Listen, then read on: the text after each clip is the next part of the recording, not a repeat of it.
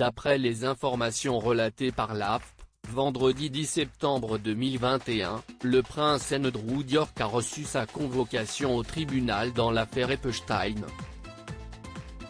Le deuxième fils de la reine Elisabeth II l'aurait reçu, le 27 août dernier, au domicile royal de Windsor pendant son séjour à Balmoral en Écosse. À titre de rappel, le prince Andrew est accusé d'avoir agressé sexuellement Virginia Giuffre, mineure lors des faits, à 3 reprises entre 1999 et 2002. À Londres chez Ghislaine Maxwell, une proche du défunt Jeffrey Epstein, ainsi que dans les propriétés de l'homme d'affaires, à New York et dans les îles Vierges.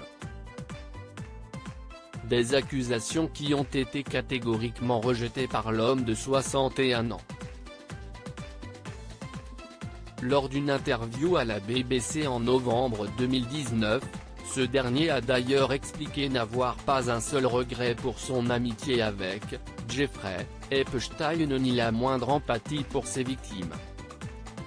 Ce qui avait créé la controverse auprès de l'opinion publique et qui avait encouragé le fils préféré de la reine à se retirer de la vie publique.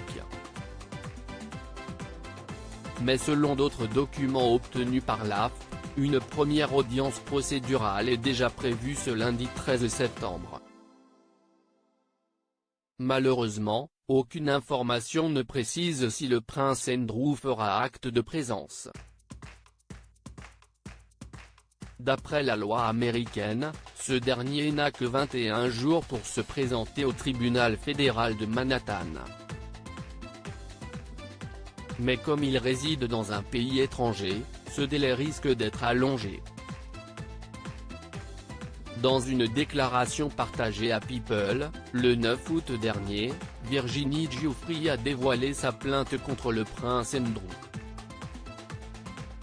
Comme le procès le décrit en détail, « J'ai été victime de la traite et agressée sexuellement par lui. Je tiens le prince Andrew pour responsable de ce qu'il m'a fait », avait-elle déclaré. Et de conclure, « Je n'ai pas pris cette décision à la légère.